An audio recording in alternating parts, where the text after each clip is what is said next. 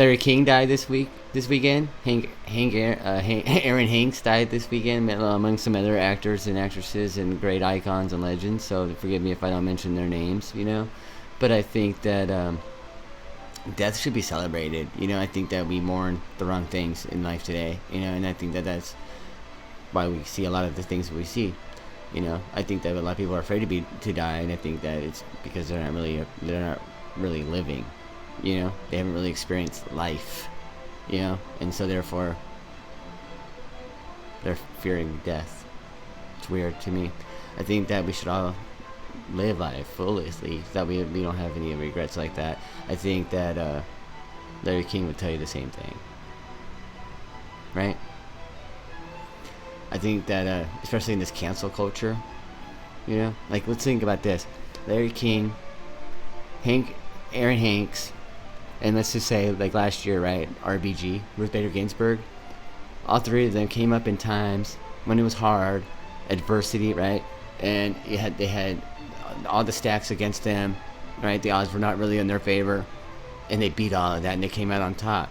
People were trying to cancel them, or get them to get fired, or go down in flames and stuff like that, and shame, and that's despicable. Cancel culture is not new. We just call it cancel culture, but before it's just vindictiveness.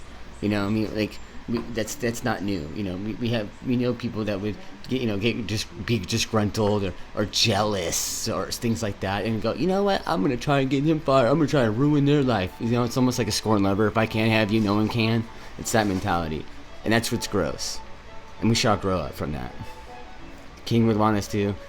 MLK would want us to. Ruth Bader Ginsburg would want us to. All the people that we all mourn and use their deaths for political gain and stuff like that, they would all want us to not do that and to be better. And we should just embody that. We should use their death or whatever as a gift to keep their legacies, to keep moving on and moving forward, instead of tarnishing it and perverting it and then using it to our own ill-gotten gain wants and desires, right? And with the unrest that we see everywhere, right? It's all just misplaced anger.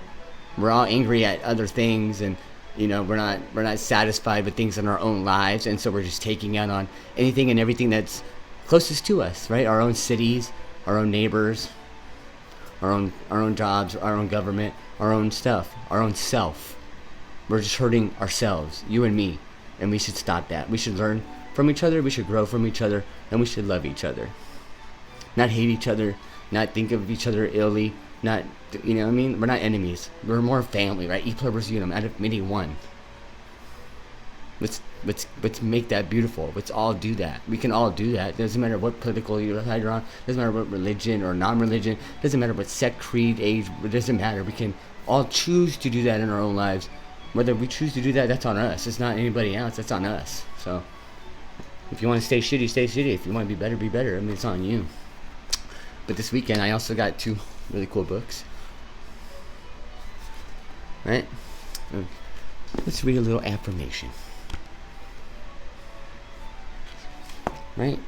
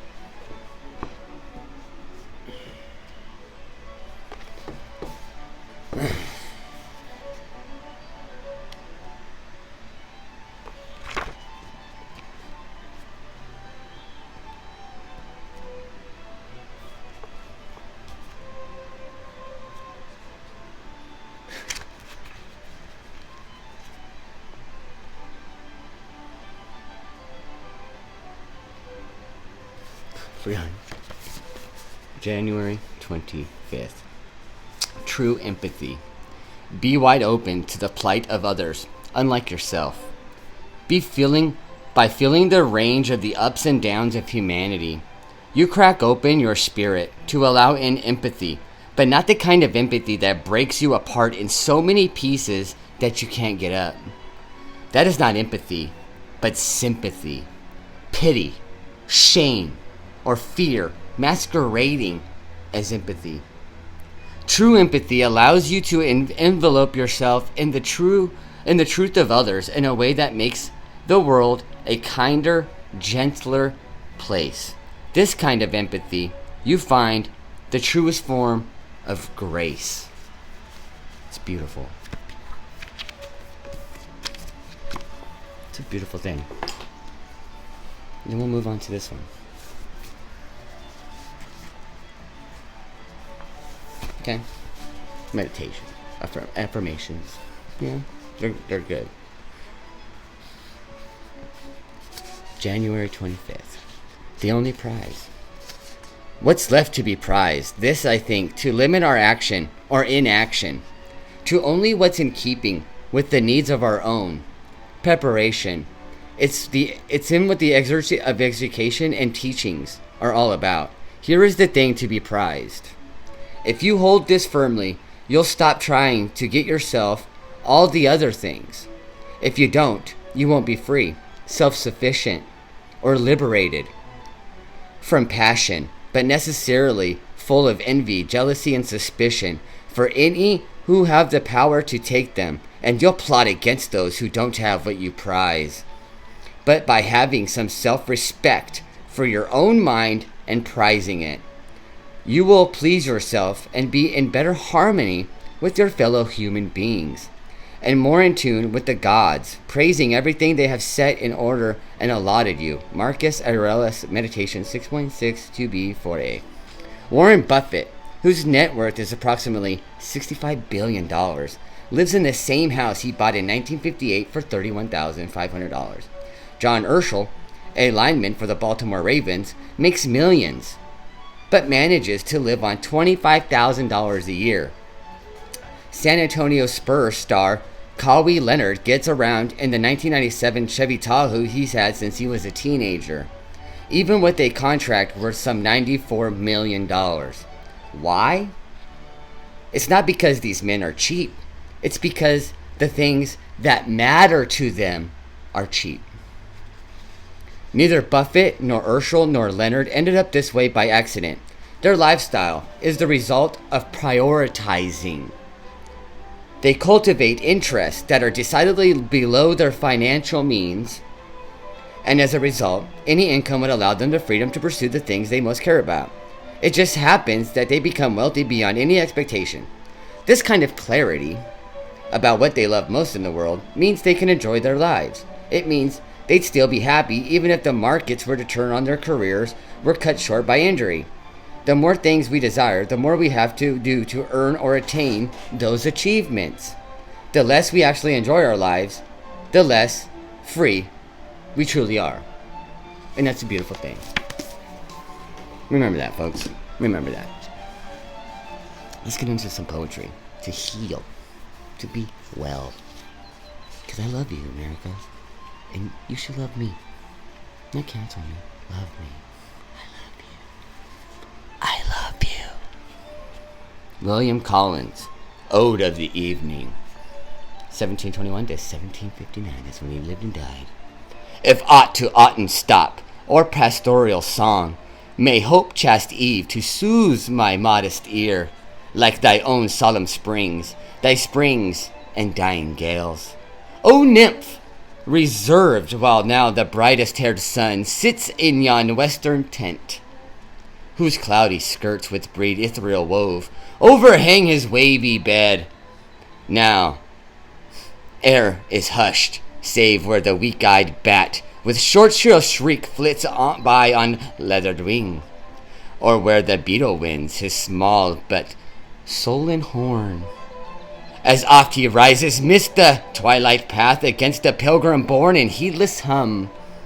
Now teach me, maid, composed to breathe some softened strain, whose number stealing through thy darkened veil may not unseemingly with its stillness suit. As musing slow I hail thy gentle loved return For when thy folding star arising shows his palely circlet at his warming lamp, the fragrant hours and elves who slept in buds the day, and many a nymph who wreathes her brows with sedge, as sedge the freshening dew, and lovelier still, the pensive pleasure sweet, prepare thy shadowy car, then lead calm Voteris while o'er some sheety lake cheers the lone heath, or some time hollowed pile,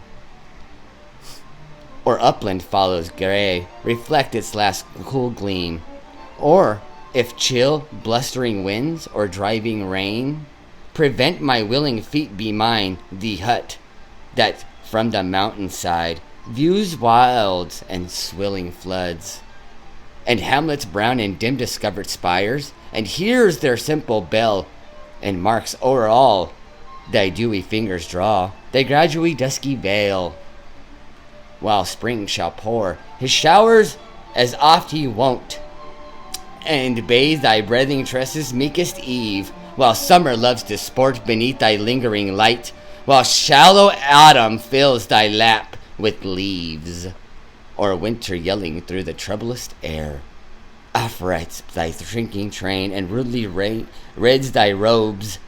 So long regardful of thy quiet rule shall fancy, friendship, science, rose-lipped health thy gentlest influence own, and him thy favorite name.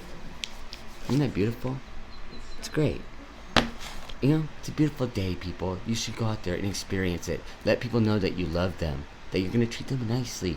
Do unto others as you would like to do unto you. That's the golden rule. That's the one thing that we should all be able to take care of and heed, right? That's one thing, right? The number one law, right? To take care of everything else, right? I think that's what we're all missing. Love of ourselves, and that's why we don't love anything or anybody else. We don't care about anything because we don't care about ourselves anymore. And why is that? Is it because the government's taking away our rights and our freedoms? No, because we're doing that with ourselves. They said 2 weeks of the curvature, and it's been 9 months, 10 months, and they're not doing anything for us anymore. They're not talking about any of that. Doesn't matter if left, right, purple, green, in the middle. Doesn't matter what side you're on, right? And that's why we're seeing anarchists and miscreants everywhere. Just, you know, and how is this going to help anything? It's not, right? And that's why the government doesn't really care, because now they can talk about this kind of stuff and not helping us. This is why this kind of stuff is not helping us. Whether you support it or not, violence is never the answer. And we have to stop doing that. We have to stop thinking that acting out in that kind of a way is adultish and any kind of mature way to act. It's not. Humans beings we don't do this. We're better than this, folks. We know this. You know what I mean? Why are we giving them any kind of kerosene for the fire to add more stuff to take away our rights and our liberties and stuff like that, to take longer to open up for our lives and for us to open up businesses and everything else, right? And that's why now the caravans coming and everything else. What are we doing, folks? Come on, we are not the enemies. We're family, okay? We don't have to, just like with our own family, there's lots of us that we don't have to like each other, but we do have to love each other. Okay? And that's just all I'm saying.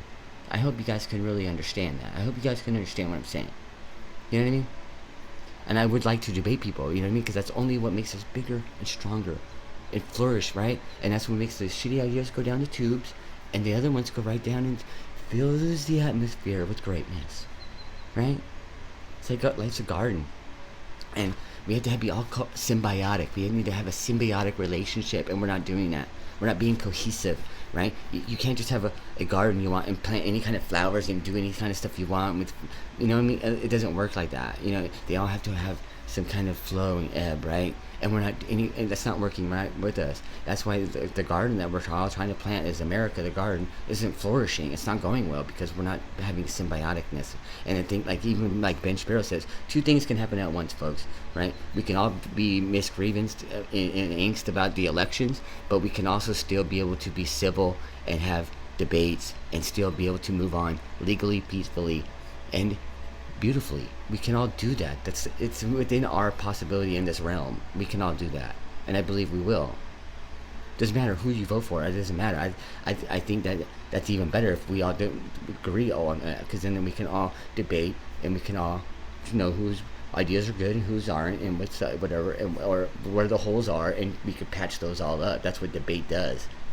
Censoring stuff like that isn't helpful. It makes like the Titanic happen, and we're all gonna sink. There's no lifeboats here in America, so if we sink like that, then nobody's getting away like Rose. Nobody. Okay, so let's all think about that. Let's all be kinder, gentler, and let's all remember: if the Titanic sinks, we all die. Okay. I love you guys. Remember, same bad time, same bad channel. Love you, spread peace, love, and harmony, and don't be a sucker fish.